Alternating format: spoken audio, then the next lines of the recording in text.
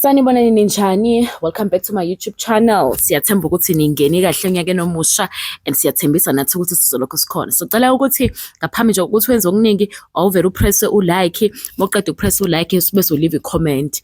Namhlanje sikhuluma ngenkosi iSilo uKing Misuzulu kaZwelithini. Kuney'ndaba nje ey'phuthumayo esizibiza ngesingisithi ama-breaking news okusokuvela kwenzakala. Kuthiwe-ke inkosi yamaZulu njengamanje osekwenzekile isivele yafaka amaphepha okwesihlukaniso nomunye wamakhosikazi aso, njengoba sithi lo mshado usuwile futhi uthi-ke uMisuzulu ngeke lo mshado usalungiseka. Kuthiwa-ke ngokombiko-ke wamaphepha atholakala enkantolo, kuthiwa iSilo sifake la amaphepha enkantolo ephakeme yaseMgungundlovu eNdlovu.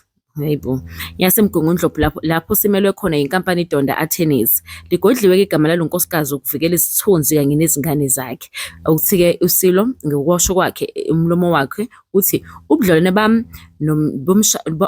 bami nobukaMangale noMangalele bese bufe kangoba kalisekho ithemba lokuthi lubungalungiseka. Kuthiwa-ke laba bobabili bebelokhu bebhekene ngezinselelo ebudlelwaneni babo bezama ukuzilungisa kodwa kungalungu, kusho ingxenye yencwadi yeSilo. Le ncwadi iqhubeka yathi bobabili bebese behlala phansi ngokwehlukana. Le ncwadi yaqhubeka ithi bobabili laba iSilo kanye nalo nkosikazi lo bese behlala ngokuhlukana isikhathi eside esingaphezulu konyaka. Liphinde liyabika-ke iphepha lithi iSilo sizibophezelile ukuthi sizobe sesinikeza lowo nkosikazi isamba semali esingango-20,000 njalo ngenyanga kuze kuphele isikhathi sabo begqigqa ezinkantolo. Ngokuyothi-ke ngosuku eliphasiswa ngalo usuku le-divorce lisokwahlukaniswa bese yama ukukhokha le mali. Yeah, it's a bit confusing. iSilo sidivosa unkosikazi waso ongazange sitshelwe ukuthi ubani, kodwa ngokombiko sithi lo nkosikazi mese bengasahlali ndawonye isikhathi esingangonyaka. Siyazi ukuthi sonke ukuthi ubaba, kodwa futhi kuyaxaka ngoba sizocabanga semcabangayo ukuthi uyena. Kanti futhi sikhumbule ukuthi kukhona nowaseSwazini. Okay, ake sibuyele emuva. iSilo sinabafazi sa-introduce abafazi abathathu. Oqala uKaMayisela waseNewcastle awamthatha esigubhukane khathi efakwa. Kwase kuba ulo waseSwatini ekusolakala engazuthi walethwa umalume wakhe. Bese kuba lo wokugcina uMaka-Enzo uMankosi lo amthathe nje kulo nyaka uphelile azomshada.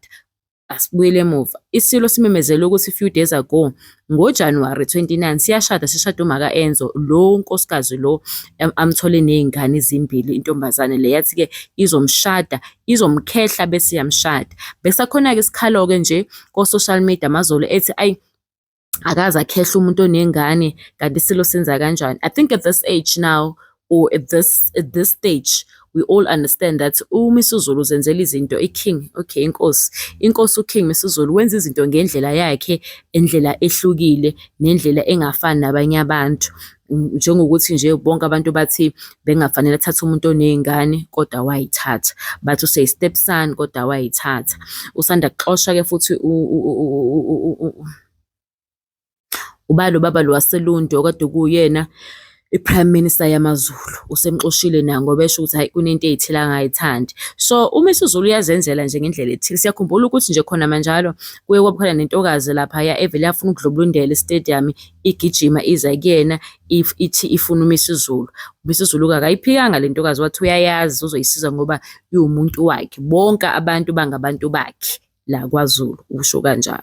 So now we are aware that uNtokozo kaMayisela lo waseNewcastle seside isikhathi engabonakali emcimbini, sekubonakala lo ofikile wesibili. Lo waseSwazini-ke wanyamalala kudala. So okusho ukuthi kungenzeka ukuthi uwife lo wokugcina uMaka-Enzo uthe lalela, before siya lapha nje wasiyoshada ake ufake amaphepha uhlukanise la ukuze ngibe sure ukuthi ngempela umshado wakho nalo usuphelile, okanye uqinisile mothi awusamthandi okanye usamfuni.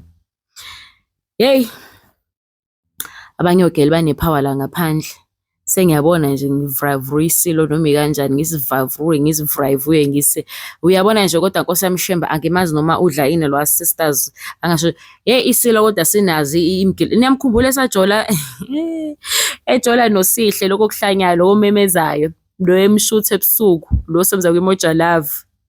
Mina ngiyasithanda isilo bafethu, angifuni ukuqamba bamdlokombane kamdlokombane, mina ngiyakuthanda nje, ngiyayithandela nje Nkosi yami isilo, siyazenzela nje, siyayiphilela, asinama-limitation, yabona nje kumnandi. But-ke bengilethe lezo ndaba zokuthi isilo sekuqinisekisiwe ukuthi isifaka incwadi enkantolo njengamanje sesihlukane siyathi ngeke isalungiseka lento yami noLove isiphelile nje into engeke isaphinde ilungiseke. Khona manjalo-ke futhi waphinde wakhipha incwadi esho ukuthi hhayi ziyawushaya impela uyamthatha uMaka-Enzo uzomfaka emagcekeni ngokusemthethweni.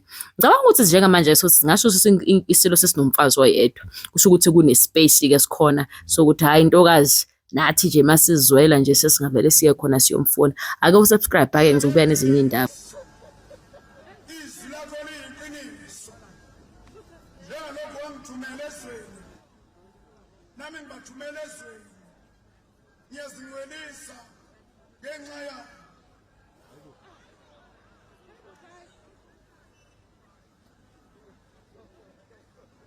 Verse 22.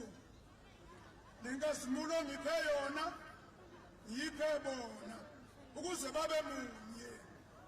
Njengalokhu thina simunye, mina kubona, nawe kumina, ukuba bapheleliswe ebunyeni, ukuze izwe lazi ukuba wena ungithumile wabathanda, njengalokhu ungithandile.